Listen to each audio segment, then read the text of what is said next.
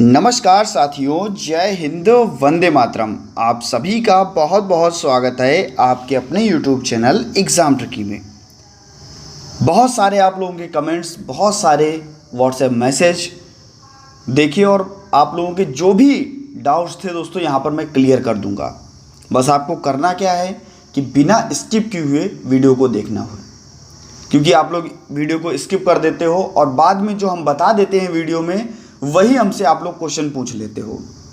तो कृपया आप लोग वीडियो को स्किप ना कीजिएगा और सही से अच्छे ढंग से वीडियो को देखिएगा। और उसके बाद में भी अगर कोई आपका क्वेश्चन उठता है तो आप लोग कमेंट सेक्शन में बता सकते हैं। बिहार शिक्षक भर्ती 2023 पर बात होने वाली है।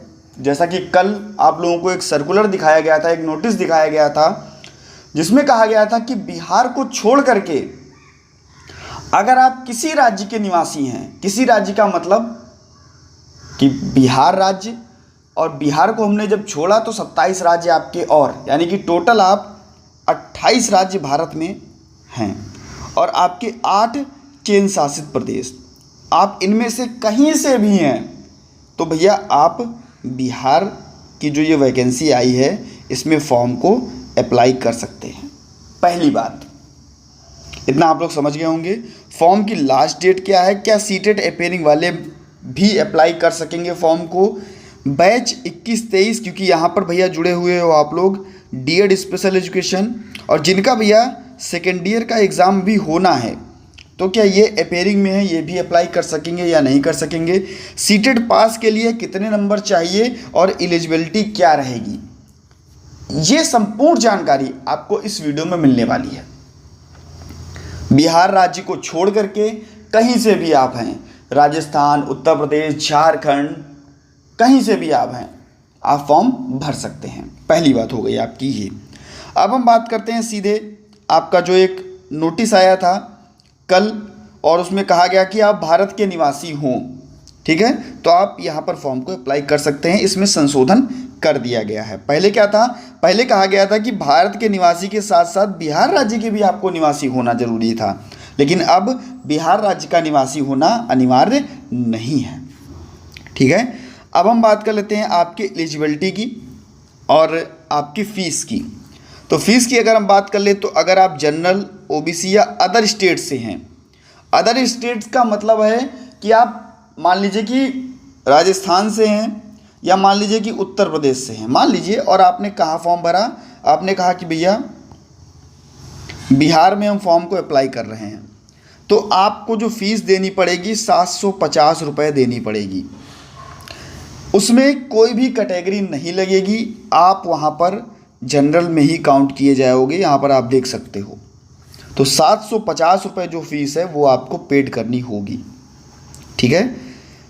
अगर SC ST और PH यानी कि फिजिकल हैंडीकैप हैं तो भैया 200 रुपये, ये केवल बिहार राज्य के लिए। और हम बात करते हैं फीमेल कैंडिडेट है तो 200 रुपये, और बिहार का डोमिसाइल होना इसके लिए ज़रूरी, ठीक है।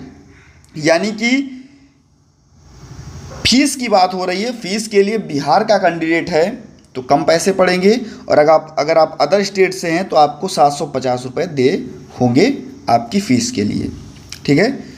अब हम बात करते हैं लास्ट डेट की, तो 12 जुलाई जो है इसकी लास्ट डेट है, ठीक है। और एग्ज़ाम की जो डेट है उसका अभी शेड्यूल नहीं जारी किया गया है। दूसरी चीज़ क्या है, एज लिमिट यहाँ पर लिखी है। तो अगर हम बात कर लेंगे 1/8/2023 से आपकी एज जो है वो 18 साल हो जानी चाहिए PRT के लिए, यानी कि प्राइमरी के लिए, ठीक है। और मैं यहाँ पर प्राइमरी के लिए ही बात कर रहा हूँ। प्राइमरी में आपकी वैकेंसी कितनी है भैया, 89,943 वैकेंसी यहाँ पर है। टोटल आपकी प्राइमरी 9 to 10 और 11 to 12 टोटल वैकेंसी है भैया 1,70,000 के करीब में। लेकिन जो आपकी प्राइमरी टीचर की वैकेंसी है वो आपकी है 79,943। नेक्स्ट हम बात करते हैं, क्योंकि यहाँ पर दोस्तों जुड़े हुए हैं डीएड स्पेशल एजुकेशन के अपने सारे भाई बहन, तो यहाँ पर आप देख सकते हैं कि 2 ईयर का डिप्लोमा इन एलिमेंट्री एजुकेशन और स्पेशल डिप्लोमा, यानी कि स्पेशल एजुकेशन से अगर आपने डिप्लोमा किया है और अगर आपने एलिमेंट्री एजुकेशन किया है, यानी कि आपने BTC या BEd या BSTC किया है तो भी आप यहाँ पर अप्लाई कर सकते हैं। दूसरी चीज़ क्या है, 10+2 यहाँ पर मांग रहा है कि आप 10+2 पास हों, यानी कि 12th में आपके नंबर 50% होने चाहिए और आपका डिप्लोमा आपके पास होना चाहिए। ठीक है। तीसरी चीज़ क्या दे रहा है कि सीटेड पेपर 1, ठीक है, सीटेड पेपर 1 आप क्वालिफाइंग हो या अपेयरिंग हो, इसके लिए भी एक नया नोटिस आया है, उस पर भी हम लोग बात कर लेंगे। तो सीटेड आप लोग पास होने चाहिए। अगर आप हैं अदर स्टेट से, ठीक है, अगर आप हैं अदर स्टेट से, ठीक है, अदर स्टेट से हैं, तो आप फॉर्म भरेंगे तो सीटेड में आपको पास होने के लिए भैया 90 अंक जरूरी हैं सीटेड में आपको पास होने के लिए।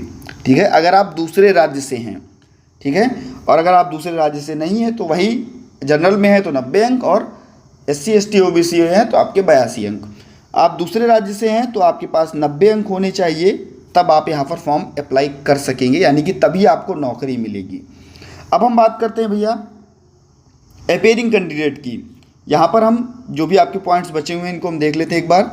अभी बचा हुआ भैया 21-23 बैच का अपेयरिंग, ठीक है, सीटेड अपेयरिंग, और एलिजिबिलिटी मैंने आपको बता दी। सीटेड पास के लिए मैंने आपको बता दिया, दूसरे राज्य से हैं तो आपके पास 90 अंक होने चाहिए। ठीक है। अब हम बात करते हैं भैया अपेयरिंग वाले कैंडिडेट के लिए। तो यहाँ पर आप देख सकते हैं कि बिहार लोक सेवा आयोग यहाँ पर दिया गया है भैया 5वें पॉइंट में, और 26/6/2023 का सर्कुलर है। यहाँ पर आप देख सकते हैं कि विज्ञापन की कंडिका 4M के अंतर्गत केंद्र सरकार द्वारा आहूत शिक्षक पात्रता परीक्षा, यानी कि बात हो रहा है कि CTET पेपर 1 की, CTET पेपर 1 की सम्मिलित होने वाले अभ्यर्थी आवेदन कर सकते हैं। यानी कि अगर आप सीटेट का पेपर देने वाले हैं, अभी जो आपका 20 अगस्त को सीटेट का एग्ज़ाम होने वाला है और आप सीटेट का एग्ज़ाम देने वाले हैं, तो यहाँ पर आप देख सकते हैं कि परीक्षा का आयोजन 31/8/2023 तक पूर्ण हो जाए। यानी कि 20 अगस्त को आपका एग्ज़ाम है और ये एग्ज़ाम आपका 31 अगस्त के पहले ही पूर्ण हो जाएगा। तो आप लोग भैया आराम से, जिसके पास सीटेट नहीं है, जिसने सीटेट का फॉर्म भरा है, वो भी ये BPSC का फॉर्म, बिहार शिक्षक जो आपकी बिहार शिक्षक परीक्षा है, इसका भी फॉर्म आप लोग भर सकते हैं।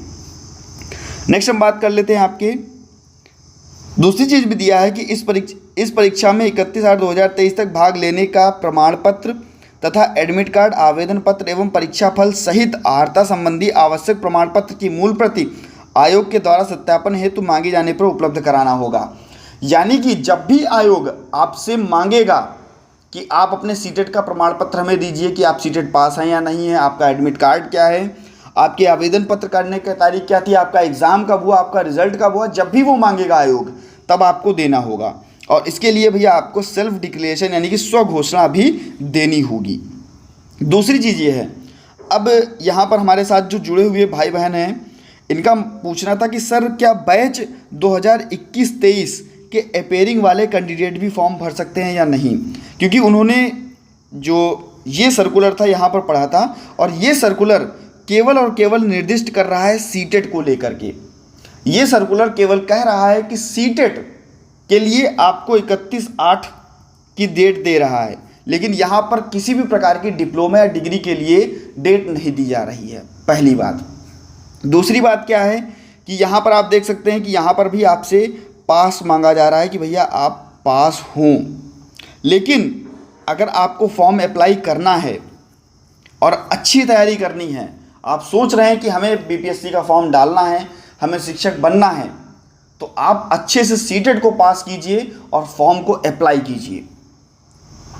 ठीक है, ये कहीं पर भी यहाँ पर नहीं दिया गया है, लेकिन अगर आप थोड़ा बहुत इधर उधर करके फॉर्म को अप्लाई भी करते हैं तो आपको पेपर देने के लिए बिहार शिक्षक का मिल जाएगा, और हो सकता है कि पेपर देने के लिए मिल जाए तो कुछ बात बन जाए आगे चल करके। लेकिन इस नोटिस के हिसाब से ये जो नोटिस दिया गया है, ये केवल और केवल सीटेट के स्टूडेंट के लिए दिया गया है, ना कि डिप्लोमा या डिग्री के स्टूडेंट्स के लिए। तो दोस्तों, आशा है सभी को चीज़ें समझ में आ गई होंगी।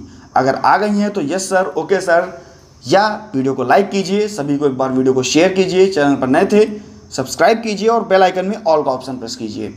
छोटी से छोटी जानकारी आपको आपका एग्जाम ट्रिकी परिवार देता रहता है, तो एक बार सभी मित्रों तक वीडियो को जरूर शेयर कर दीजिएगा। धन्यवाद।